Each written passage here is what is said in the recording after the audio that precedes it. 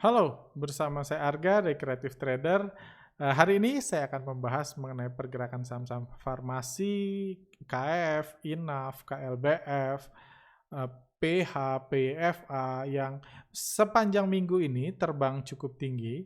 Terbang cukup tinggi beberapa di antaranya 3 kali atau reject atas pasca datangnya mendaratnya vaksin uji coba Sinovac di Jakarta hari Senin lalu, dan Selasanya saham-saham farmasi pada terbang kayak gitu. Jadi saya merasa butuh memberikan edukasi buat rekan-rekan karena memang saya sadar para komentator saham menghubungkan mendaratnya vaksin di Jakarta atau sampainya di Bandung dengan terbangnya saham INAF dan KF.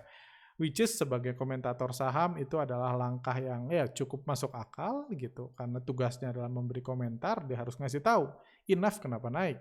Dia tahu KF kenapa naik. Jadi ya dia cari-cari berita. Cuman kalau Anda yang kerjanya bukan komentator saham, ini bisa jadi sesuatu yang bahaya kalau Anda salah mengerti kenapa INAF naik dan kenapa KF naik.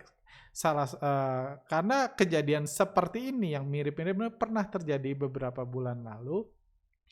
Dan sebulan lalu saya di DM sama orang yang nyangkut di saham yang sekarang sudah gocap karena digoreng dengan cara yang mirip-mirip dengan INAF dan KF dan dibahas naik karena ini, karena ini, karena ini. Jadi saya supaya menghindari itu terjadi, saya coba buat video ini, mudah-mudahan bisa membantu rekan-rekan investor dan trader.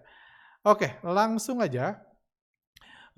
Jadi cerita ini seperti dibahas tadi dimulai ketika CNBC memberitakan siang jam 14.02 ini vaksin COVID-19 ini sampai di Jakarta. Vaksin Sinovac buatan China itu sampai di Jakarta. Dia sampai di Jakarta untuk diuji coba. Jadi ini bukan vaksin buatan Bio Farma, tapi ini vaksin yang akan dicoba di Indonesia karena penyebaran COVID di Indonesia besar. Jadi China memilih ya udah dicoba di Indonesia aja untuk fase ketiganya. Indonesia tentunya negara lain, negara utama percobaannya ada di Brazil, kayak gitu untuk dicoba. Ini terjadi hari Senin, hari Selasanya harga ini INAF misalnya, ini Senin di sini tanggal 20. Hari Selasanya di auto reject atas, Rabunya auto reject atas, hari Kamis ini juga, hari ini juga di auto reject atas.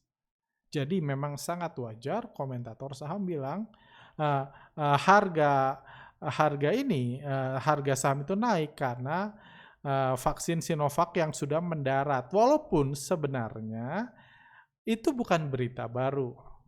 Berikan berita baru Senin tanggal 6 Juli 2020 lalu pun ini berarti udah hampir 2 minggu 3 minggu yang lalu pun berita ini udah ada. Warga Bandung akan uji akhir calon vaksin COVID-19 asal China. Jadi ini bukan berita baru sebenarnya. Kenapa terbangnya ini?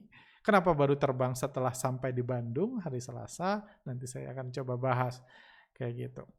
Kami juga pada saat itu buat broadcast di Telegram kami, di channel utama kami buat broadcast paginya, kami mengatakan, tidak ada rotan, akar pun jadi. Ada saham INAF dan KF yang pada saat itu baru mulai diterbangkan paginya. Pada saat itu kami mengatakan, kalau orang dulu berkata tidak ada rotan, akar pun jadi. Pepatah itu yang tampaknya digunakan oleh Bandar INAF dan KF hari ini. Bandar INAF dan KF. Ada maksud di balik Bandar INAF dan KF itu karena bagi yang paham analisa bandarmologi, paham dunia perbandaran, tahu Bandar INAF dan KF biasanya nggak cuma naikin 2 saham ini. Tapi prinsip ini yang digunakan. Nggak ada rotan, akar pun jadi. Nanti kita bahas lebih dalam. Berita akan dimulainya tes fase ketiga vaksin Sinovac dari China. China kerjasama Bio Farma di Indonesia menjadi fokus pembahasan hari ini.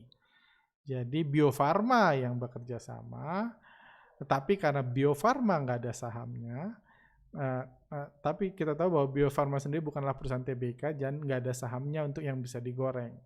Karena Bio Farma nggak digoreng, kami mengatakan tidak ada rotan, akar pun jadi. Kalau nggak ada Bio Farma, Kimia Farma dan Indofarma lah yang digoreng. Kami bilang, memang benar ini ada 3 perusahaan yang berbeda, namun paling enggak kan namanya masih ada farmanya. Itu yang kami katakan. Apa yang kami katakan di sini? Pertama, ada farmanya. Saham Farma memang nanti dibahas juga, memang sedang menarik pada saat itu berhubungan dengan farmasi. Dan Bandar, Inaf, dan KF. Cuman memang saya tahu banyak orang yang memfollow kami mungkin nggak ngerti sepenuhnya, atau memang kami tahu Telegram kami ini benar-benar di-follow hampir semua praktisi, banyak lah, jangan hampir semua, sombong banget, banyak praktisi. Itu sebabnya kalau kami broadcast di sini, kayak waktu itu kami broadcast salah pencet PTBA, tiba-tiba orang bahas di YouTube, bahas di IG, bahas di ini ya, jadi acuan lah. Saya sih bersyukur banget jadi acuan, jadi sumber konten bagi rekan-rekan. Jadi nggak bahasin candlestick mulu gitu, atau bahasin laporan keuangan. Cuman saya mau memperbaiki pembahasan mereka yang kalau menurut saya dianggap salah. Banyak yang fokus mengatakan Bio Farma itu induk usaha dari Kimia Farma dan Indofarma. Ya kenapa emang? Bukan berarti jadi 3 perusahaan yang sama kan? Ini walaupun Bio Farma induknya dari Kimia Farma dan Indofarma, tetap aja itu 3 perusahaan yang berbeda. Kayak gitu. Dan perlu diketahui, Bio Farma itu sejak awal perusahaan yang berbeda dari Kimia Farma dan Indofarma. Berdirinya berbeda, pendirinya berbeda, sejarahnya berbeda. Mereka cuma jadi induk anak usaha dari Bio Farma, KF dan Inaf, karena ada ada kebijakan itu subholding holding farmasi. Pemerintahan buat holding farmasi dan Bio Farma yang bukan TBK jadi tiba-tiba jadi induk usaha dari KF dan Inaf. Apa yang terjadi di situ? Cuma ganti nama. KF dan Inaf itu perusahaan pemerintah, perusahaan BUMN yang sahamnya milik Indonesia, cuma dirubah jadi milik Bio Farma, cuma ganti nama doang. Ini ibu dan anak ketemu gede, ini nggak ada hubungan secara ininya. Nggak ada hubungan, ini 3 perusahaan yang berbeda dan dijadikan anak, jadi anak ketemu gede gitu, jadi nggak usah diperbesar kayak gitu. Nggak usah diperbesar, cuma ya saya tahu lah mereka butuh konten ya, oke, saya senang aja bisa ngasih konten karena, tapi ini ceritanya jadi baru resmi ini Februari 2020 lalu. Diunjuk Bio Farma ini sama kejadiannya sama Hutama Karya jadi induk Waskita, Wika, PTPP dan ADI Holding Konstruksi BUMN, sama aja. Jadi nggak ada logikanya sebenarnya kalau Bio Farma akan memproduksi Sinovac, memproduksi kalau vaksinnya jadi Bio Farma memproduksi dengan KF dan Inaf, kayak gitu. Ya kenapa? Emang kalau induk bagus nggak lucu kan? Kalau Hutama Karya terbang berarti anak-anaknya ikut terbang. Ada juga anaknya terbang, induk usaha yang memiliki usaha, anak-anak memiliki saham anak tersebut dibilang wah ini akan diuntungkan karena kenaikan anak-anaknya. Induknya yang bagus, kenapa anaknya tiba-tiba bagus? Cuma Bandar mah bebas, kembali lagi Bandar mah bebas dan ada alasan dibanding kebebasan bandar itu, jadi bisa dibalik kayak gitu. Jadi sebenarnya itu, dan bukan cuman itu, ada yang menghubungkan lagi kenapa itu terjadi, kenapa Kimia Farma dan Inaf terjadi, karena nanti bakal ditunjuk sebagai agen distribusi. Cuman KLBF juga bakal mendistribusikan sahamnya, nggak auto reject atas. KLBF juga kerjasama. Jadi many things can happen sebelum itu terjadi. Dan uji cobanya juga baru mulai di bulan Agustus di Bandung ini. Rencananya baru selesai akhir ini. Baru selesai akhir Januari 2021. Kalau semua good, which is belum tentu, karena banyak vaksin udah fase 3 gagal, balik fase 1 lagi. Ini kan baru mau dicoba, kayak gitu. Jadi kalau baru mau dicoba sekarang, kenapa baru mau dicoba? Diketahuinya sejak lama bakal dicoba di Bandung, kenapa terbangnya harus hari Selasa lalu? Kan nggak masuk akal ya kalau berpikir dengan logika mendalam ya. Kalau cuma buat berita, komentator saham ya seru-seru aja. Yang penting kan jadi konten kayak gitu. Jadi itu yang pertama saya jelaskan. Jadi sebenarnya nggak masuk akal ini berhubungan dengan vaksin. Karena vaksinnya belum tentu dicoba dan bisa aja vaksin ini gagal, vaksin yang kerjasama dengan Kalbe Pharma berhasil. Itu kan bisa aja. Kenapa enggak gitu. Jadi masih many things can happen ke depannya. Dan bukan cuma itu, dan tujuan kami membroadcast ini sebenarnya memberitahu bahwa perhatikan saham farmasi dan terutama Bandar Inaf dan KF. Nggak lama kemudian, seperti kalau Anda follow Telegram kami, ini tanggal 22 besoknya ini saham SMB sengaja ditutupi tapi kami berulang kali menjelaskan saham saham nikel dan SMBR ini baru mau terbang. Saham nikel dan SMBR terus ini juga terus ini 10 menit setelah kami broadcast kami mengatakan ini jam 9.09 kami broadcast pertama, semoga anak-anak kos lain yang terbang. Semoga anak-anak kos yang lain juga kembali dikerek pagi ini. Waktu itu Inaf dan Nikel terbang, bandarnya juga bandar SMBR dan Nikel yang tentunya mayoritas tahu.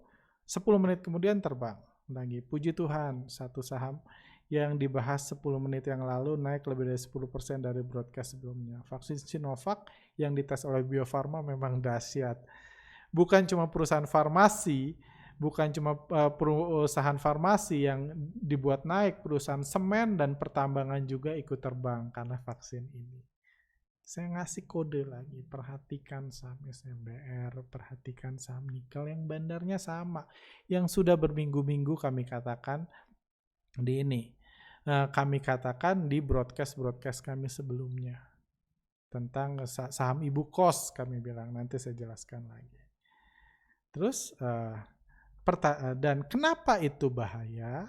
Jadi kenapa saya mengatakan ini nggak ada hubungannya, bukan cuma itu, tiba-tiba saham PH, produsen Corona, produsen Antimo, yang which is anak perusahaannya Kimia Farma, juga terbang tinggi. Ini kenapa emang? Apakah dia mau buat anti corona? Makanya saya bilang perhatikan saham-saham farmasi. Perhatikan saham-saham farmasi, yang penting ada farmanya, yang penting farmasi. Ada PYFA, ada PH kayak gitu. Ada KLBF pun naik kayak gitu, walaupun nggak secara luar biasa. Karena ini jadwal manggung bandar. Seperti dibahas di podcast akhir minggu kemarin, kami sedang memperhatikan jadwal manggung bandar, kami sedang riset jadwal manggung bandar dan bersyukur banget ngeliat minggu ini kayak gini, karena jadwal manggung bandar, minggu ini banyak bandar yang tiba-tiba manggung. Banyak yang tiba-tiba manggung, tadi jam 2 siang tiba-tiba saham ayam-ayaman terbang dan lain, dan itu membuat kami belajar karena kami ingin meriset itu dan memasukkan ke tools kami, riset kami ke tools terbaru bandarmologi kami. Jadi saya pribadi senang banget minggu ini, selain profit saya juga dapat riset yang banyak, karena riset kan kalau rotasi jadwal manggung bandarnya itu berhenti 3 minggu kan kami nggak bisa riset. Jadi sekarang bisa kami riset secara real time. PH juga terbang kayak gitu. Dan kenapa, kembali lagi, dan kenapa itu penting dan alasannya kenapa naik akan dijelaskan. Kenapa sebenarnya saham itu naik, which is nggak masuk akal berhubungan dengan vaksin sebenarnya. Vaksin yang masih mau dicoba Agustus nanti, baru selesai tahun depan, kalau berhasil baru diproduksi, kenapa naiknya harus hari Selasa? Berita mau dicobanya pun udah lama, udah dari tanggal 6 Juli. Itu at least yang saya googling tadi, 6 Juli udah ada berita itu. Kenapa harus terbang nanti? Dan kenapa itu penting? Saya mau cerita, jadi beberapa waktu lalu, ada yang nge-DM saya, yang saya cerita tadi, dia bilang, Pak Arga, kenapa ya saham ABA sekarang parkir di 50? Padahal Erick Thohir udah jadi menteri. Jadi bagi yang udah trading bulan Oktober lalu, trading bulan Oktober lalu tahu ketika Erick Thohir lagi dipanggil ke istana, sahamnya digoreng. Saham ABA, ini anak perusahaan, salah satu perusahaan milik Erick Thohir yang udah nggak jelas ngapain, dia digoreng. Nah, sahamnya digoreng. Ini keluar beritanya, ini 21 Oktober. Erick Thohir jadi menteri, saham ABA terbang 145%. Apa yang sedang dibahas di sini? Apa yang penting di sini adalah kenapa orang itu nyangkut? Karena dia kira baru jadi menteri, baru dipanggil ke istana aja sahamnya sudah terbang sampai 200. Mungkin dia kira kalau jadi menteri ke 2000, padahal ke 50. Karena nggak ada urusannya. Nggak ada urusannya Erick Thohir jadi ini. Yang jadi Erick Thohir kan jadi menteri, bukan bandarnya ABA yang jadi menteri. Nggak ada kewajibannya bandar ABA terus naikin setelah Erick Thohir jadi menteri. Kenyataannya habis dikerek dibanting ke 50.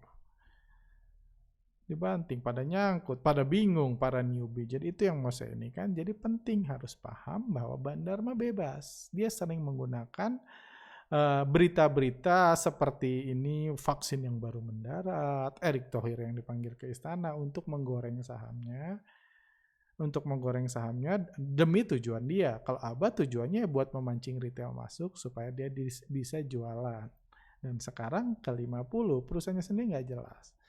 Bagi yang udah follow kami, kalau search ABA di website kami ada artikel ini misalnya, hati-hati bandar ABA mungkin nggak punya pilihan selain membantai retail. Atau saham ABA terjun bebas, mengapa Erick Thohir tetap diuntungkan. Anda bisa baca juga artikel-artikel yang tentu dari judulnya aja Anda udah lihat bahwa ini nggak ada yang baik dari ABA, dari judulnya aja. Silahkan baca kalau Anda ada waktu. Jadi ini yang terjadi bahwa jadi saya takutnya Anda yang percaya saham KF dan INAF naik karena vaksin akan memikir nih saham bakal auto reject terus sampai suatu hari nanti vaksin didistribusikan oleh KF dan INAF, suatu hari nanti akan terus auto reject. Jadi berapapun harganya beli, mau jadi distributor vaksin. Kalbe juga mau jadi distributor kok. Dia nggak naik segitunya. Kayak gitu. Antimo nggak mau jadi distributor, dia auto reject atas. 2 hari berturut-turut. Antimo belum ada berita mau dia buat anti corona. Kayak gitu. Jadi saya mau coba educate rekan-rekan supaya berpikir lebih kritis. Karena kita trader. Kita bukan komentator saham yang selama udah di-post, udah dapat konten, ya udah selesai, dia udah digaji. Kita harus berpikir lebih dalam dari itu. Terus kenapa naik? Sederhana. Ini berita yang lain minggu ini. Keluar berita laporan keuangan tahun 2019 mulai dirilis Jiwasraya. Jiwasraya ini berita minggu ini juga, perusahaan akhir tahun 2019 tercatat posisi aset perusahaan tercatat 18,3 triliun. Asetnya kita tahu banyak di saham-saham gorengan, saham bermasalah.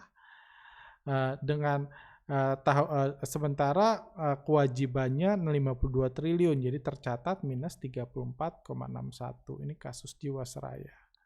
Ini kasus Asabri. Asabri merugi 8,4 triliun di tahun 2019. Ini berita 20 Juli 2020.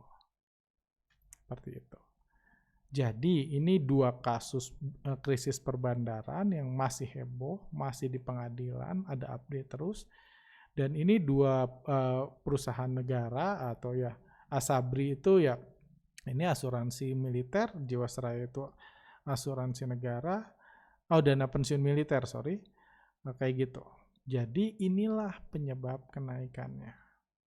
Menurut saya ya, mungkin menurut orang lain beda, menurut saya ini. Kenapa? Jadi intinya mereka tercatat rugi besar di akhir 2019 karena nilai asetnya turun. Rugi 8 triliun, di sini minus 30 triliun. Pertanyaannya, gimana untuk memperbaiki masalah ini? Kalau aset Anda berupa saham nilainya turun, gimana memperbaikinya? Tergantung nanya ke siapa.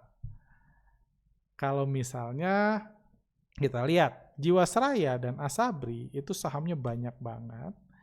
Sahamnya banyak banget, misalnya Jiwasraya ada SMBR, SMRU, PPRO, BJBR, BP, Pecar, RCGP, Polatram, dan sebenarnya banyak lagi saya percaya, cuman jumlahnya nggak terlalu besar sehingga nggak harus dicatatkan di data publik. Ini portfolio Asabri, ini gathering kami awal tahun. Ada nikel, ada KF, ada nikel, ada INAF, ada tadi yang PPRO ada, Pola ada, MYRX. Jadi saham-saham yang mirip semua. Saham-saham yang mirip, ini MYRX nggak ditulis di sini malah. Jadi ada banyak saham, jadi saham mereka itu mirip dua-duanya. Itu sebabnya ketika Om Beni Cokro dipermasalahkan, jatuh semua sahamnya. Dibanting semua sahamnya termasuk nikel, INAF, dan lain-lain. Jadi ini dua institusi yang sepertinya ya kalau di kasusnya bekerja sama dengan Pak Beni Cokro, dan karena ribut ini sahamnya jatuh semua. Sahamnya udah jatuh, mereka sudah rugi. KF, salah satunya KF, INAF, nikel, SMBR, itu saya percaya ada di mereka. Dan juga PH, yang mungkin persentasenya kecil, tapi juga ada di kantong mereka, karena ini anak perusahaan BUMN. Karena PPRO dan lain-lain pun banyak yang dimiliki mereka, seperti itu kan. PPRO dan lain-lain.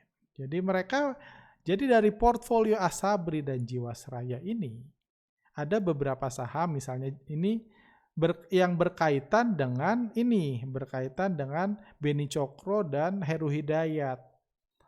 Itu nggak bisa diapa-apain, karena kalau mereka ngerek, nanti dibanting sama Pak Beni, Pak ini MYRX gitu. Mereka nggak bisa ngerek MYRX, karena Pak Beni punya banyak di saham itu. Cuman ada perusahaan-perusahaan yang ini, perusahaan-perusahaan BUMN yang milik mereka simply dibanting aja. Ada INAF, nikel, KF, kayak gitu. Jadi gimana cara mereka merestore kerugian mereka, menghilangkan kerugiannya? Karena ini dibandingkan dengan nilai aset. Jadi caranya ya supaya ya harga sahamnya aja naikin. Gimana cara naikin saham? Tergantung Anda nanya siapa. Kalau Anda nanya fundamentalis, gimana cara naikin saham KF, Kimia Farma? Ya udah, pakai aja uang Asabri, uang Jiwasraya untuk ngeborong obat-obat di Kimia Farma. Obat-obatnya diborong, dikosongin, berbulan-bulan dikosongin, supaya omset Kimia Farma naik, untungnya naik, kayak gitu. Nanti bagi fundamentalis percaya, kalau fundamentalnya bagus, nanti juga sahamnya naik. Jadi cara naikin Kimia Farma, kalau Asabri dan Jiwasraya butuh misalnya mengurangi kerugiannya, ya naikin aja. Belanja saham supaya fundamentalnya bagus, supaya untungnya besar, paling ngasih dividen, belum tentu naik, cuma mereka percaya naik. Itu kalau kata fundamentalis. Kalau tanya ke teknikalis, lebih parah. Kita tarik-tarik garis aja. Tarik-tarik garis aja, kayak gitu. Ya banyak kan, teknikalis banyak. Ada yang kalau teknikal pola ahli kelautan, kita bilang, wah kita perhatikan dulu ombaknya gimana nih, kayak gitu. Ada teknikal jurusan kelangitan, kayak gitu. Kita lihat dulu bintangnya di mana. Gitu cara naikin harga bagi technical analis. Tapi tentu kalau nanya mereka nggak naik. Harus seorang yang ahli, orang yang ngerti market. Gimana cara naikinnya? Ya tinggal dihajar kanan aja. Kalau tanya yang ahli bandarmologi cara naikin INAF, ya tinggal diborong aja pagi-pagi kayak gini. Pagi-pagi ada antrian di over, habisin. Habisin semua, auto reject ke atas. KF, gimana cara naikin KF?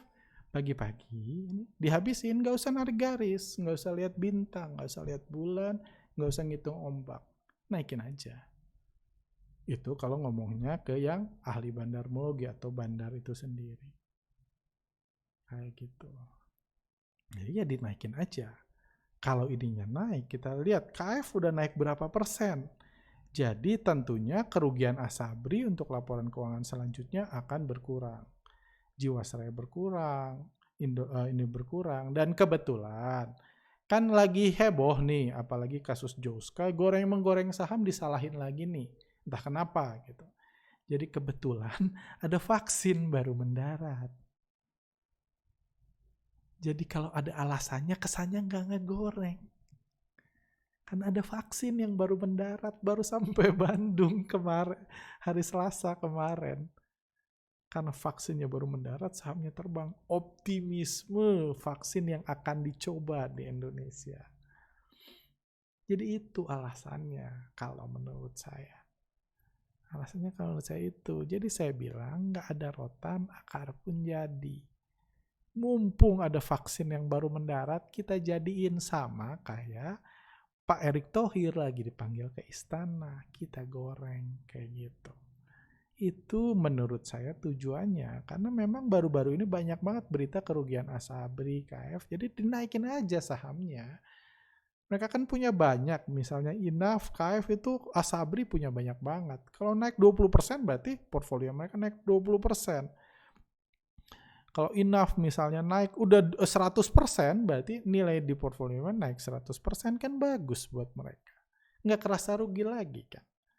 Dan sebenarnya ngegoreng saham itu nggak salah kalau naikin, kalau ngebanting baru disalahin. Naikinnya sih nggak pernah salah. Kayak gitu. Itulah yang kami berulang kali bahas, bahkan bukan dari minggu ini. Bukan cuma minggu ini kami bahasnya, kami bahas juga di sini. Kami bahas, nah misalnya ini, kami bahas 14 Juli lalu, karena gerak-gerik itu sudah mulai terlihat. Dibilang tiba-tiba diarahkan bandarnya. Ini waktu itu saham nikel tanggal 14 Juli, tiba-tiba auto reject atas. Tiba-tiba jam 10:01, tiba-tiba auto rejectin. Saya bilang, tiba-tiba aja. Saya bilang. Terus saya bilang, selanjutnya saya bilang, sahamnya beda-beda. Ini di Telegram kami, bagi yang belum follow, silakan follow. Ini gratis, Anda tinggal follow. Sahamnya beda-beda, tapi tempat kosnya sama. Itu yang saya bilang, mulai kode ibu kos, supaya Anda memperhatikan. Karena setiap saya broadcast, biasa kode ibu kos. Hari ini kita melihat ada banyak saham yang harganya naik cukup signifikan. Kode-kodenya nggak perlu kami sebutkan, karena sudah terlihat jelas di running trade. Sektornya berbeda-beda, tapi kalau diperhatiin, beberapa sahamnya berasal dari tempat kos yang sama. Tempat kosnya, tempat naroknya, portfolionya, tempat kos yang sama. Sama seperti tempat kos pada umumnya, meskipun asal anak kos beda-beda, kampusnya beda-beda, tapi setornya ke ibu kos yang sama. Ujungnya bergerak untuk keuntungan ibu kos yang siapa. Anda bisa nebak sendiri ibu kosnya siapa. Kebangkitan anak-anak kos ini sebenarnya sudah terjadi 2 minggu terakhir. Namun memang sengaja baru kami bahas karena takut ibu kosnya galak. Buat yang ngerti aja, saya bilang. Tentunya bagi yang udah paham, pendalaman sebenarnya mungkin tahu ini maksudnya apa. Seperti itu. Kalau yang belum mengerti, pengen ngerti, silahkan belajar sejarah akhir tahun lalu, kasus Jiwasraya. Akhir tahun lalu kalau Anda googling, semua berita tentang kasus Jiwasraya dan Asabri. Itu yang kami katakan. Terus sorenya kami bilang, puji Tuhan, waktu itu KF dan Inaf belum naik nih, baru nikel yang dinaikin. Anak-anak kos lain juga pada ikutan loncat siang ini. Pembahasannya sampai sini aja ya, supaya ibu kosnya nggak marah. Semoga rekan-rekan yang aktif trading nyadar sama apa aja yang dimaksud dan kebagian cuan dari saham ini. Kami katakan situ. Terus ini tadi ini sekarang hari ini kita tahu SMBR terbang, Inaf terbang, kayak nikel terbang, bahkan ngasih profit yang lebih besar karena nggak langsung auto reject. Ini SMBR nggak langsung auto reject. Kalau Inaf nikel langsung auto reject, kita nggak bisa beli udah 2 hari. SMBR auto reject atas. Kemarin udah kami broadcast kan, di broadcast kami kemarin udah kami broadcast juga, bahkan ini sore tambang vaksin. Waktu itu SMBR belum naik banyak, tambang vaksin corona, nikel auto reject kemarin. Paginya pun sudah kami bahas kayak gini, ini jam 9 pagi. Semoga anak-anak kos lain kembali dikerek naik pagi ini kemarin. Jadi sudah kami kasih kode, semoga rekan-rekan bisa profit. Saya ikut senang kalau rekan-rekan kebagian profit. Tentunya ya kalau nggak masuk ya nggak apa-apa. Kan saya nggak pernah nyuruh masuk juga, saya cuma bahas. kayak gitu. Terus jadi saya bilang jadi ini yang ininya semua saham ARA, yang penting Pharma, saya bilang. PH juga yang saya percaya juga sebenarnya ada di portfolio Asabri, dan ini karena patternnya seperti itu. Biasanya anak-anak usaha anak-anak BUMN yang IPO diambil sama mereka. PH juga naik. PYFA sendiri sebenarnya ceritanya beda. PYFA itu dia udah lama diakumulasi asing. Bagi yang sering follow ini foreign flow tahu asing banyak dibahas, tiba-tiba aja asing naik. Sekarang kebetulan formasi manggung digoreng lagi sama mereka. Udah naik dari 100 ke 1.200. Kayak gitu. Ini saham yang baru manggung, saya percaya masih panjang ceritanya. Cuma retail mulai merhatiin nih. Saham PH juga naik.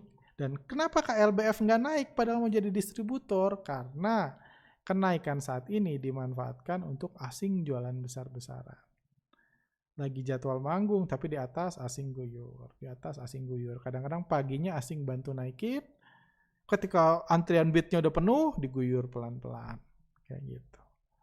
Diguyur pelan-pelan, jadi asing terus jualan besar. Jadi KLBF meskipun sama-sama mau jadi distributor vaksin, udah kerjasama, tapi belum ini.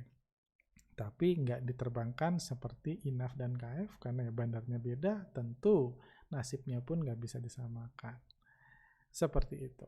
Jadi kurang lebih itu yang mau saya share. Jadi saya harap rekan-rekan bisa paham tentang apa yang kemungkinan sebenarnya dibalik ini. Yang dibalik kenaikan INAF, KF, nikel, SMBR, bahkan kalau Anda lihat portfolio Jiwasraya atau Asabri tadi, sebenarnya ada beberapa saham yang juga terbang, gitu yang nggak saya bahas di sini, yang juga terbang, anak yang berada di tempat kos yang sama. Cuma kayak gitu, cuman saya tadi sore kami broadcast, enough. Kami ingin menginformasikan, kami berkomitmen tidak pernah membahas lagi pergerakan KF, INAF, nikel, SMBR, dan saham yang ngekos di tempat yang sama sampai 2 minggu ke depan. Langkah kami ini sebagai upaya kami menghormati dan berterima kasih ke bandarnya yang telah mengerek harga saham-saham yang dikendalikannya. Kayak gitu. Jadi kedepannya saya nggak akan bahas lagi.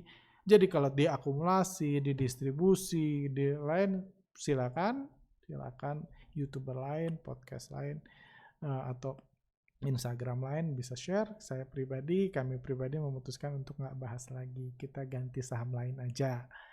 Kayak gitu, ganti saham-saham yang ibu kos ini kita nggak bahas lagi. Seperti itu.